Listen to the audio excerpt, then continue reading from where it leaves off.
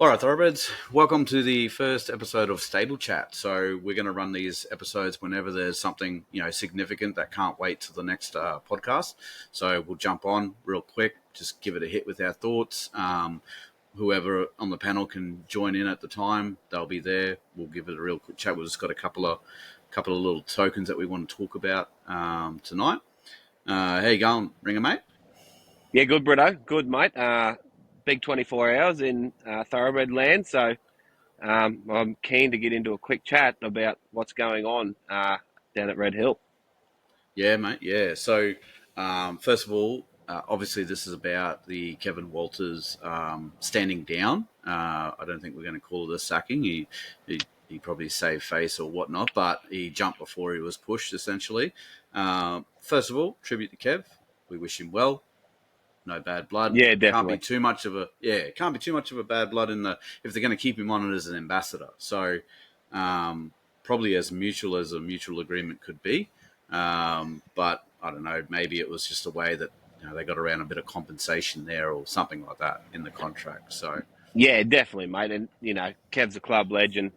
I yeah, think there's no doubt that the club's in a better spot now than what we were when he took the helm. So I think if you're looking at it from where he stepped in, I think we can only say it's been a successful run, considering how close we were to a win last year. yep, But yeah, one finals campaign out of four attempts, mate. Probably writing was on the wall there anyway. So, but I'm glad it's been it. Well, from what it looks like it's been an amicable sort of a split. And yeah. but yeah, full respect to Kev, mate. He's obviously a club legend. Hopefully, he still sticks around to buoy the boys. Yeah, that's it. I think the old ambassador role might have also quietened the old boy Yeah, uproar that would have come about with what's going on. So, first topic, first reactions and thoughts, mate. When you break the news, what do you reckon? mate. It took me completely by surprise, considering the timing of it. You know, if this come, just before preseason kicked off, I would be less surprised by it. Just given the fact, like the one finals appearance from four cracks, and the obvious seemed to be lack of emotion and effort in the last couple of weeks the boys played this year. The surprising thing was, yes, the week like this week it's happened. Probably probably a good thing, I think, in rugby league terms of how some of these things drag on, and it's an absolute shit show from you know when you see other clubs go through it. So, actually, pretty happy with the way it's going. It looks amicable. We get through this, and we've still got two prelims and a grand final before.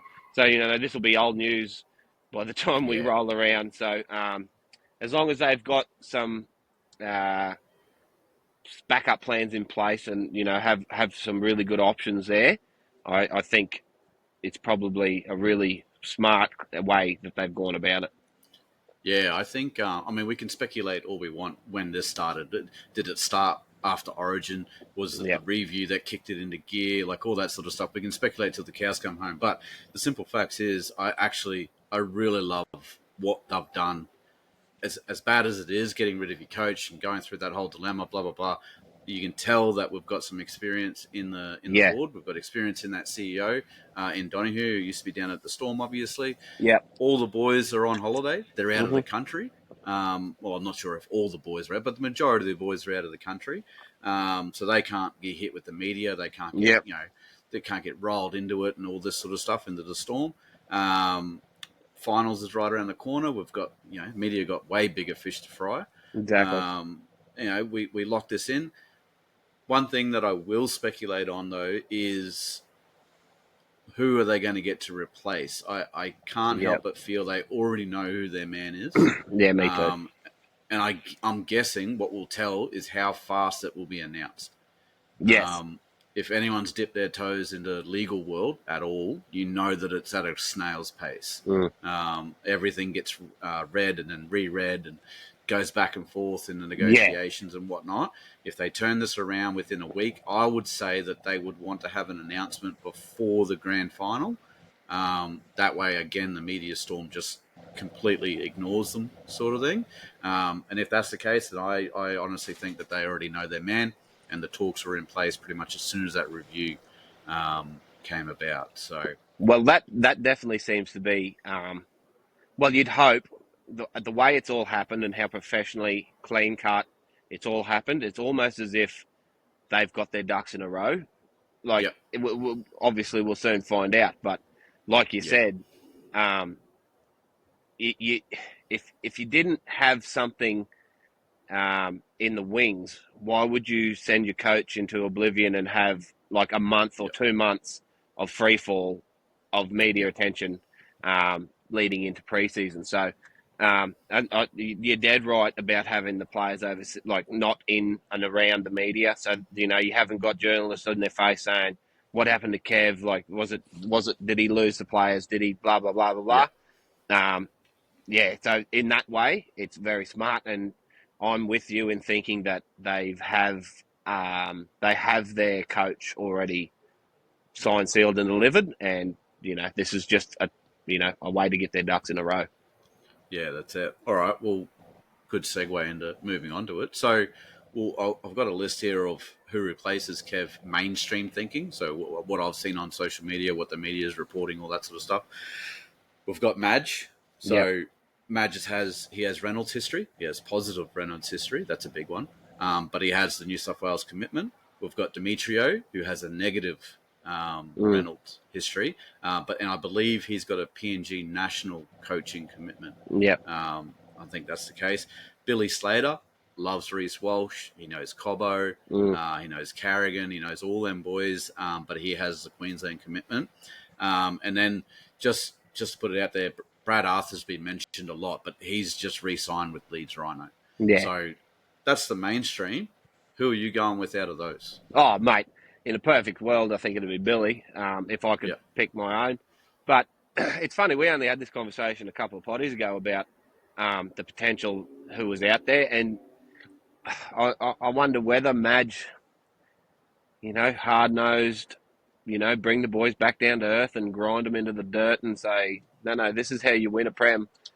yeah, I've done it before with similar personalities like GI, Sammy Burgess, Renault was there, like big time, big game players. yep, Um, so that I think between those two, I don't think I'd be unhappy with either. I wouldn't like Brad Arthur, um, just because of the record at. He's obviously a good developing coach, but I don't think our players need developing as much as they yeah, need grounding and focusing. Um, so, yeah, mate. Once again, you hope there's something in the wings because there's not so many great coaches. yep. But if I was to pick my favourite, it'd be definitely love to see Billy come up to the Bronx and wreak some havoc. Yeah, yeah. I put positive vibes for Billy out in there yesterday. Definitely, definitely. But I mean, I'd take Madge as well. Yeah, I'm not too fussed about that whole hard nose sort of thing. I think a lot of the players, especially Payne Haas and all that, I think that they're waiting for a coach to do that to some other players. yeah, I think there's a couple of players that are kind of like, well, if he does come and you do have an issue, well, then it's time for you to move on, yeah, exactly. sort of thing. In saying that, like, I really also don't want Demetrio. I No, don't. I don't think that that's. I think he kind of lost the dressing room, I guess, at South as well. mm, mm, So we don't really want a coach that's also suffered the same fate. Um, and yeah, that's someone whoever replaces Kev needs to have experience either in first grade already or high pressure coaching situation yeah. because the rugby league guru said it on his little snippet that he put out into the world about the issue. It is the hardest coaching gig in NRL, being the Oh, head coach of the Brisbane Broncos. definitely. And an old head, a calm head, is something like that you need, I think, in that situation because big pressure, big club, huge fan base, and Yeah, at the moment we've got a lot of big personalities. So yeah, um, definitely, definitely someone with a few runs on the board. To I wouldn't be like in saying not a rookie, but I mean like Billy is definitely not a rookie. You see how how he conducts himself around Origin and like just the Yeah, demeanour of the man. You know, he'd yeah, have the dressing room, and if he said jump, they'd say how high, and that's what I imagine Madge too. Even though he hasn't had the success for a while, he hasn't exactly had great playing groups to be doing great things with. You know, he had to try and rebuild the Tigers, and they booted him for some reason. Like, yeah, so yeah, yeah, mate, I wouldn't be wanting a um, inexperienced fella coming in. So more experience, the better, I think. yeah. That's it. Um, and in saying that, though, look, I've got a couple of Smokies here, and they are Smokies because of the reasons we just spoke about. They're inexperienced in the Yeah, first grade, and they're not used to those big pressures. So I've got the Walker brothers. yeah. Um, that may come with a little ticket of Sam Walker as Mm, well. He mm. hasn't re-signed for the Roosters. Looks like they're about to get bowed out of the finals here. So that sort of chat will ramp up with Sam. And then the other one was Josh Hannay. I mean, Yep. he's probably not, but I mean, really, uh, he's in the conversation. I've seen it a few times. Mm. Um, so that's my little Smokies. I mean, he's been a great assistant coach. He's handled himself well at the Sharks when he had to there. Handled himself well at the Cowboys when he had to there. Um, it's a big pond to push him into, but Yeah. he could Oh, possibly do it. and Josh has been around success his whole career, Yeah, so um, yeah, he's definitely got the runs on the board there, and he's been around the Origin camps for God knows how long now, a long time. So, yeah, and even with all the greats that they throw up in that Origin scenario, um, any of those deep dive interviews you hear of, they all put Josh Hannay up on a pedestal yeah, as a great assistant in that sort of tactics and getting the boys ready for big games. So, you know, yeah, and that as much as you'd think they'd go more experienced, but a Josh Hannay probably would be of the left field ones, probably the most yeah, obvious of the left field. Like even Matty Ballin too. Matty Ballin's been around the club for a while now. He's been around the yeah, success of the Maroons. That's my left field, yeah, extreme left field. One, I think he done a little tenure under Wayne, and I think he done a bit of time under Trent Robinson from memory. So, yeah. he's been bouncing around, and he's obviously in the team already. So he's going to be assistant next year. Um, but are we going to talk about the elephant in the room that young Trent has been signed to be assistant already? I We're not gonna entertain that. I don't want to. Don't want I to. honestly do not want to. I don't think we will, and I'm praying that we don't. I mean, I apologize to Trent if he does listen to this and he hears my opinion. I do not want him as a head coach Mm. for our team. He just does not do it for me, and that's my opinion. So Yeah, and unfortunately for him, he's been thrown into some terrible situations. But he he has, he yeah, also he also has created some. But you wonder whether with rugby league media and the way managers um, frame stuff, is everything his fault or is he a good scapegoat yeah, at the time?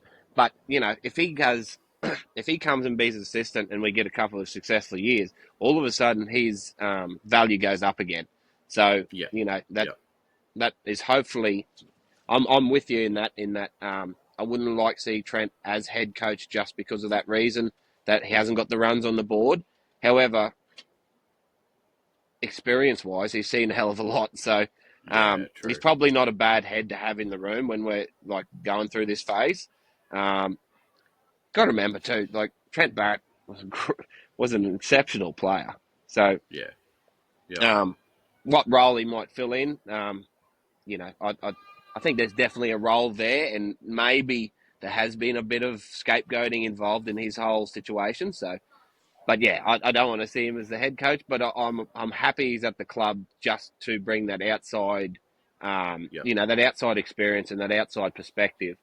And he's yeah. obviously seen a lot of systems. So I think as an assistant coach, I've got no Yeah, issues with him yeah, being there at all. I've got no issues with Ben Teo coming on as an yeah. assistant coach.